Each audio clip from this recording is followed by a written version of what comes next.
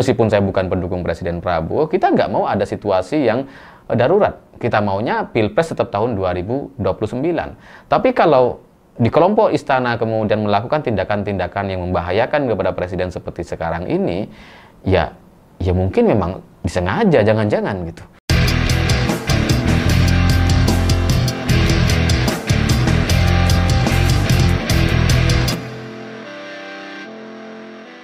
Selamat malam semuanya. Kasus keracunan MBG yang mencapai lebih dari 5.000 siswa hari ini kemudian membuat salah seorang wartawan istana dicopot kartu reporter istananya.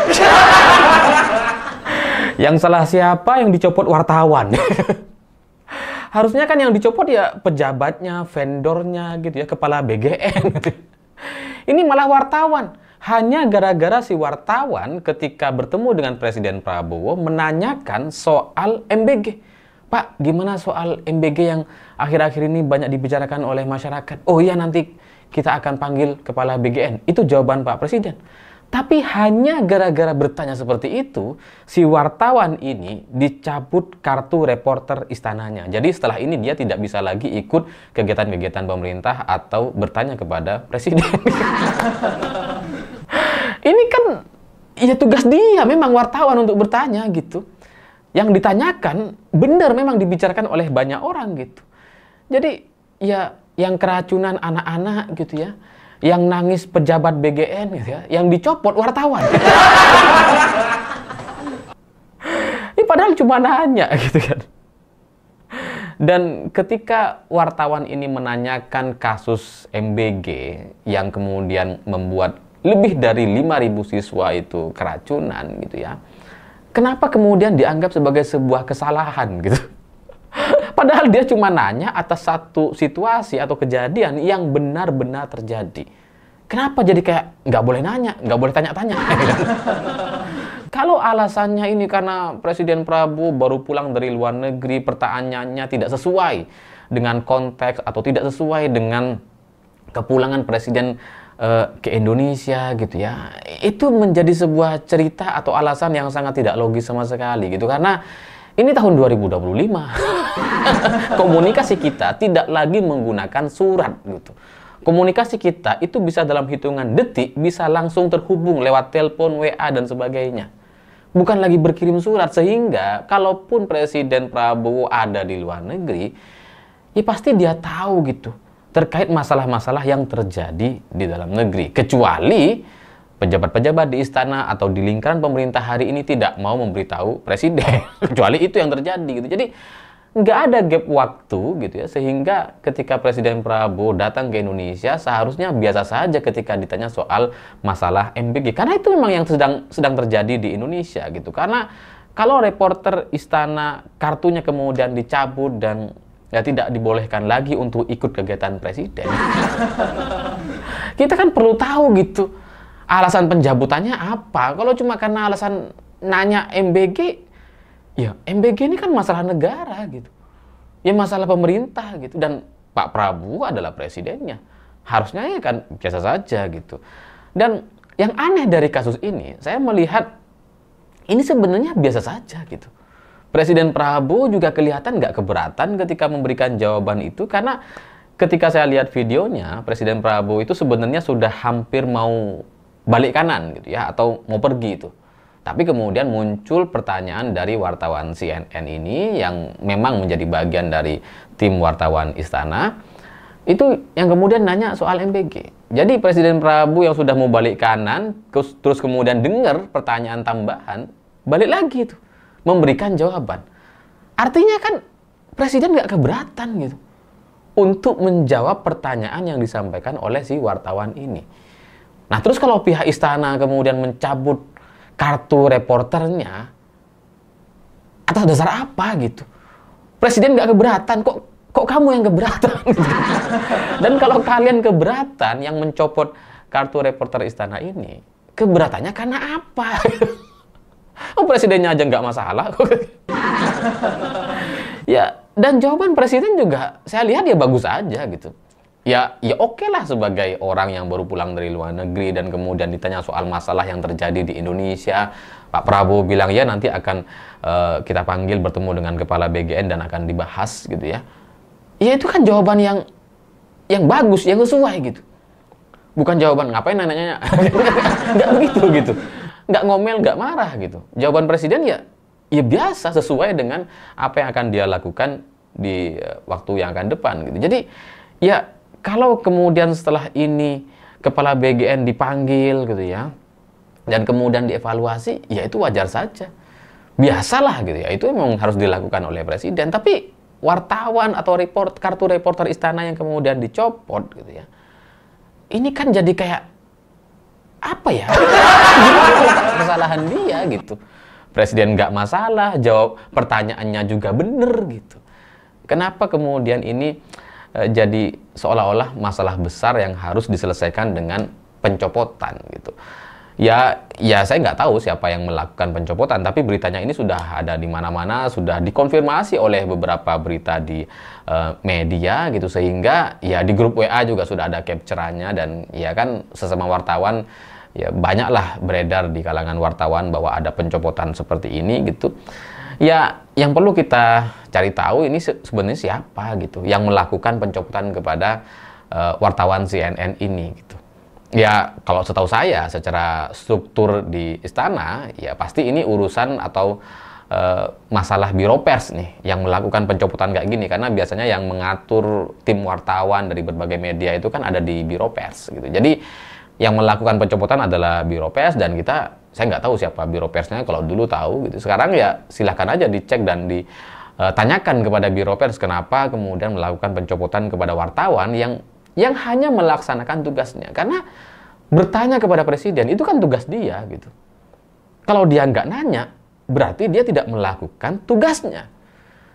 Kan kalau dia bekerja gitu ya, harusnya kan diapresiasi, bukan dicopot. Tapi yang paling penting dari isu ini sebenarnya bukan hanya soal nasib wartawannya yang tidak lagi bisa beroperasi di sekitar istana, tapi ini adalah sebuah sinyal yang cukup bahaya bagi Presiden Prabowo, karena ini seperti sebuah pertunjukan kekuasaan untuk membatasi akses presiden dari dunia luar. Seolah-olah data atau informasi yang boleh sampai kepada presiden itu hanya dari lingkungan istana, nggak boleh dari orang luar. Sehingga ketika wartawan nanya-nanya sesuatu soal isu terkini, itu kemudian dianggap bermasalah gitu.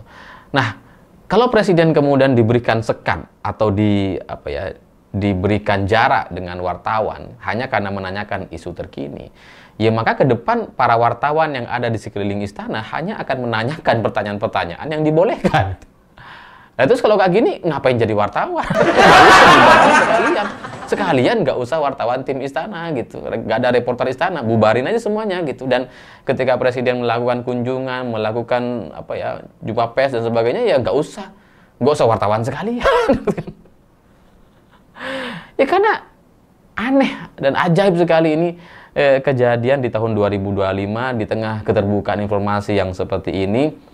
Itu berbahaya sekali bagi Presiden Prabowo Subianto itu sendiri, karena kalau presiden tidak punya akses gitu ya artinya kan informasi yang muncul atau sampai ke dia sebagai presiden hanya dari lingkungan istana yang kemudian sudah dilakukan berbagai editan dan penghapusan atau penghilangan atau ya penyembunyian fakta terakhir yang terjadi di Indonesia gitu.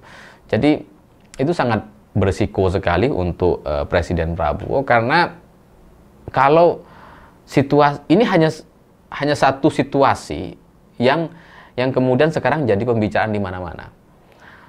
Dalam setahun terakhir ini, saya kok curiga situasi yang seperti ini itu sudah pernah terjadi tapi tidak sampai muncul dalam pemberitaan gitu.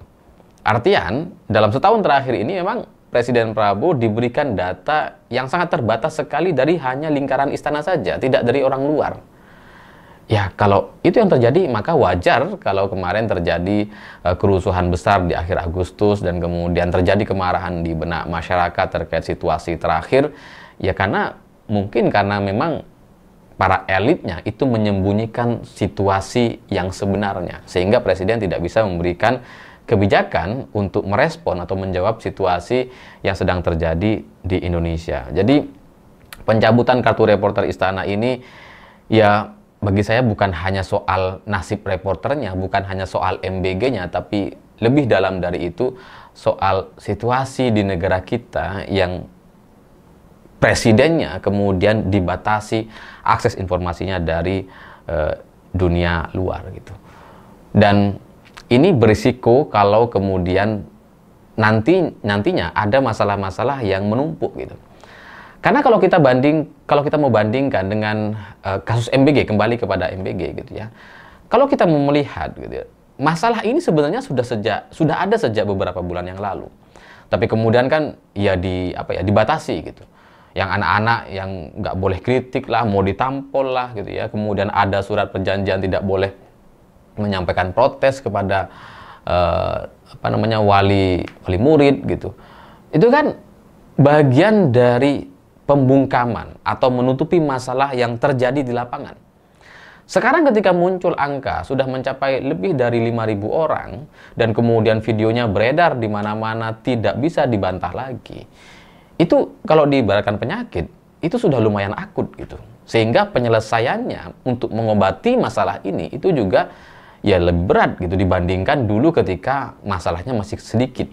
Ketika masalahnya angka-angkanya masih tidak seberapa, kalau itu langsung diperbaiki mungkin efeknya atau korbannya tidak sampai 5.000 atau lebih seperti sekarang ini. Itu yang berbahaya dari situasi efek dari pemecatan atau pencabutan kartu reporter istana kepada wartawan CNN hari ini. Itu cuma gambaran saja. Jadi ya kalau seperti ini terus gitu ya, di dalam kita bisa prediksi bahwa ya mau gimana gitu. Negara kita atau pemerintah ini mau ke arah yang seperti apa kalau kemudian presidennya tidak diberikan informasi yang sesuai atau yang paling real dari data yang ada di lapangan. Dan ini akan menjadi sebuah masalah besar gitu. Akhir Agustus kemarin itu hanya satu kasus, satu contoh. Kalau MBG ini terus-terusan dilanjutkan, diperbesar, diperbanyak tanpa ada penyelesaian, tanpa ada evaluasi, dan data yang sampai kepada presiden hanya data yang sudah di make up atau penuh dengan editan gitu, maka nantinya di ujung ketika masalah ini sudah terlalu besar, itu akan membuat posisi Presiden Prabowo jadi sangat berbahaya sekali gitu. Jadi seperti telur di ujung tanduk gitu. Dan kita tidak mau itu. Kita mau, meskipun saya bukan pendukung Presiden Prabowo, kita nggak mau ada situasi yang darurat. Kita maunya Pilpres tetap tahun 2029. Tapi kalau di kelompok istana kemudian melakukan tindakan-tindakan yang membahayakan kepada presiden seperti sekarang ini, ya mungkin memang disengaja, jangan-jangan gitu. Disengaja untuk kemudian menuju satu kepentingan atau tujuan oleh kelompok-kelompok tertentu yang memang tidak menginginkan Presiden Prabowo sampai tahun 2029. Apakah kelompok itu ada? Ya buktinya ini. Kan nggak nyambung gitu. Presiden Prabowo menjawab dan tidak ada masalah. Istana melakukan satu tindakan-tindakan yang tidak sesuai dengan sikap Presiden Prabowo. Jadi ini perlu segera dievaluasi dan saya pikir elit di istana pro Presiden Prabowo atau orang yang hanya pro dengan Presiden Prabowo harus segera melakukan tindakan yang serius. Saya pikir itu. Terima kasih sudah menonton. Begitulah kura-kura.